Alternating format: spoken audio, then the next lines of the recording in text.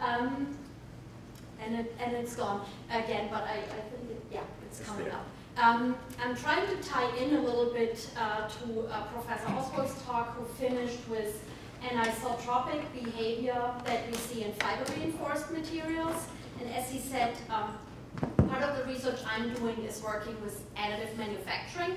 And additive manufacturing, just by the way we produce parts in a layer by layer fashion, we generate anisotropic behavior. And today I want to present you a couple of results with the fused deposition modeling or filament freeform fabrication technology. You might be familiar with the terminology. The difference is mostly that some terms that are frequently used are proprietary to a certain machine manufacturer, and we try to go with the open source names. But filament freeform fabrication is what you might have heard of as FEM. So when you think of additive manufacturing, most people think of prototyping, and that's true because that's where additive manufacturing originated from. But with certain technologies, and there's a huge variety of technologies available, with certain technologies we were able from the start to produce end-use parts just because of the characteristics of the process and the material. And one technique is powder bed fusion, also known as selective laser sintering when we talk about polymers, or selective laser melting when we talk about metals. Again, trademarks make this a little bit complicated in the definition.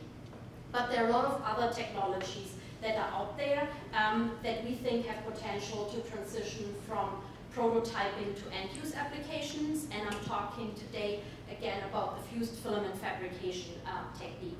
You can, when you look on the right, you can produce a lot of different parts on different scales and different quality with those materials. The one on the right is from our lab. It's a Bucky Badger, a trinket that every student gets to print when he starts training on the printer. But additive manufacturing has a great potential when we think of printing in remote locations, either in regions of the world where there's no access to technology, or when we think of military operations where there's access, but there's not the manufacturing capabilities necessary. And there was one example of on the ISS printing in space, which is a very neat application. And it goes all the way. Fused filament fabrication was used to print a car 2 years ago, and that car is printed with carbon fiber, short carbon fiber reinforcement. It's printed in 32 hours. It's going to be for sale end of this year for $25,000, and it will be able to drive with 40 miles per hour. So if you're interested, it will look like that. It's going to be produced by Local Motors. And that just gives you an idea what the breadth of this technology enables us. It has the freedom of design that we seek out in additive manufacturing, but it's a comparable small investment. The machines we work with in the lab are a couple of thousand, and you can go up to $50,000 maybe. Other technologies, additive manufacturing, are more in the $250,000 and $500,000 range. You can use standard plastics. You can functionalize these plastics really easily, and Tom Mulholland is going to talk about one of those applications in the talk right after. And we can envision multi-material manufacturing, where we just switch the printhead and print with different materials in combination. But the challenges are, when we want to shift from just prototyping to production, we definitely have to increase the reliability of those prints and also the mechanical performance that we can achieve. And when you look in literature, printed parts in FFF are compared to injection molded parts, the benchmark or the limit that was reached so far was 70% of the strengths of injection molded parts. So the fused filament fabrication process goes like this. There's a schematic on the right with all the critical components of the printer and the printed part at down here. So we start with this 3D model. We generate an STL file out of it that's representing the outer shell of the part. Then this STL file is sliced into thin 2D layers depending on the resolution of our printer. And then it's converted to G code. That's just the commands for the printer to start extruding, or the coordinates it needs to follow. And then the solid material starting here is fed through this feeding mechanism, a gear system. We apply this contact pressure and feed it through what we could see as a hot end, and there the material is molten, and we deposit little bits of material to fill one thin layer, and then we stack these 2D layers on top of each other. And the print parameters that are critical are, for example, the layer height, feed width. I'll talk about that in a second. Feed ratio, and the temperature, for example, we extrude, because it determines the viscosity. At this point, or for this presentation, I don't want to go into too much detail about the printer setup, but it's very critical, and it's one of the sources of error why a lot of publications that you see are not comparable at all, because people use different printers and they don't follow a scientific routine. What we could see is that the bed leveling at the beginning has a tremendous effect on the density of the part and the quality. Also the adjustment of this contact pressure wheel. If you don't do it right, you have slippage, and then you don't get the material in when you think you do. And the tolerances of the filament that you use. So that's deviation in the diameter, voids that you have inside also cause problems. Today I want to focus on the parameters feed ratio and layer height and feed width. So feed ratio we defined as the length of filament that's fed into deposit 1 millimeter of bead. So you see these two characteristic lengths. And with the area of the filament that we know, but the tolerances, as I said, are important too, and the lengths, we can calculate the volume and get that feed ratio. And then we're also interested in the layer height and bead width. So layer height is how thick that extruded bead is and how wide it's going to be. Because you have to keep in mind that the nozzle position actually determines how high the layer is, because it can squeeze it down and squeeze it out. So we worked with different layer heights, which results in different areas. And now I'm coming to the motivation, and for this study is the mechanical anisotropy that we see. When you look at these two pictures, this one represents all the beads being oriented in the load direction of a tensile test. And on the right, you see all the beads oriented perpendicular.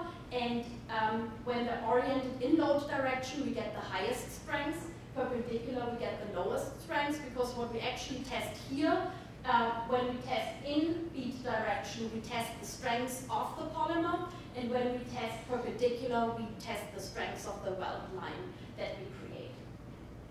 And then we also investigated the solidity ratio, which we haven't found other studies that looked at that, but what that more or less means, we look at how much of the 3D model or that slice is actually filled out with material. And here you see what I mean by that. If the beads are just touching, then we have a limited connection between the beads, so the weld line is really small, and we also don't get the density that we desire. And if we squeeze out more material, we get almost no gaps and really long weld lines. So the lowest or the smallest possible aspect ratio that we investigated was just beads touching, which is a solidity ratio of pi/4. When you look at a spherical or ellipsoid bead. Then we worked with desktop machines, home user machines. A lot of research is done with machines from Stratasys, the biggest manufacturer, but that poses a lot of problems because you have very limited access to the print parameters. So we worked with a desktop printer. We worked with ABS material, that's also a standard print material, and we've produced dog bone specimens. However, we realized really fast that we had to work with our own G-code programming software. So we developed a Python program that can control every single parameter during the print and also the geometry of the part. Because one problem when you look at different densities of the part in different areas you realize if the clamping area doesn't have the highest density, that's where you actually see the rupture. So we're able to change the density within the layer, and the grip or the shoulders were always printed with very high density, and in the gauge area is where we varied the density. And that's important to keep in mind later on when I talk about the advantages that we have. Here's a short overview of the different parameters that we looked at. We printed in different orientation of the beads. I mentioned before the 0-degree orientation and 90-degree orientation, and we also varied in plus minus 45. And I want to bring your attention to edges that we create, because that will be of importance when we look at the results. So in order to give you the right solidity ratio, we needed to correct the solidity by the measured part volume and the calculated part volume that we get out of the Python program from the feed rate. And now here are our results. I show you at the top the tensile strength is a function of the solidity ratio, and you see that it's increasing with solidity ratio and it's getting very close to injection molded parts, and that there's also an effect of the layer height in the 0-degree specimens. And what I wanted to point out is we were able to reach 97% of the tensile strengths of injection molded parts that we did in comparison. So we're almost as good as injection molding by increasing the solidity ratio and controlling the process. However, what's always a problem with almost every additive manufacturing process is the elongation. ABS, that particular ABS has 100% elongation, and we just ruptured it at 5%. Then when we look at 90-degree orientation, you see a strong effect again of the solidity ratio. Here we investigated a lot more variances, and we didn't see an effect on the layer height. However, we could also see that the elongation is a function of the solidity. And with that, I want to highlight the effect of the edges that we see. We looked at the samples with micro-CT, and we see that the solidity is changing from the center to the border or to the edge, and that is due to these turns that we have at the edge. So those we need to take into account, and we already were working on a study and have done a study. So the edges are very important because they increase the tensile strengths. And last but not least, a look at the plus minus 45 degree orientation. And there the layer height has an effect at very thin layers, and the solidity ratio also has an effect. And what was interesting for us to see that the failure mode is strongly dependent on the solidity. So the more solid the parts are, the more they fail like the 0-degree oriented parts, and the smaller the density, the more they fail like composite parts in plus minus 45. So here's the summary, all of the results compared. Injection molding is still the strongest, then 0, plus minus 45, and 90, which is known from laminate stereo composite, which makes a lot of sense. And what we think is possible, so first of all, we can create parts that are as strong as injection molded parts, so we can create end user parts, but we also think that the local variation of orientation and density will give us an advantage in having the right amount of material in the right orientation at a specific location in the part. So we'll definitely, and we're working together with Professor Suresh, one of his students is here, Amir, on topology optimization to actually use that at the right location in the part. And just as a short outlook, what we want to use these effects for, anisotropy in the parts is something we can use if we understand it. We can increase that anisotropy even more if we're able to include continuous fibers. So we're using the FFF process and thermosets at that point to create our own filament prepreg that we create in a micro protrusion device, and then we're able to print with that material and orient the fibers according to the load path.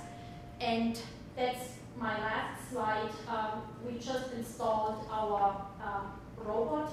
His name is Otto, and he will allow us to do real 3D printing. So I mentioned right now most of the processes are restricted to a layer-wise build-up of thin layers, and with a robotic platform or a robotic printhead, you can go off-plane and really work with that orientation and use it at the right location. And one example is a football helmet, where we think we could include honeycomb structure just with plastic, and we could print with Kevlar for the impact dissipation, and with carbon fiber for the impact reduction, and really come up with some interesting features.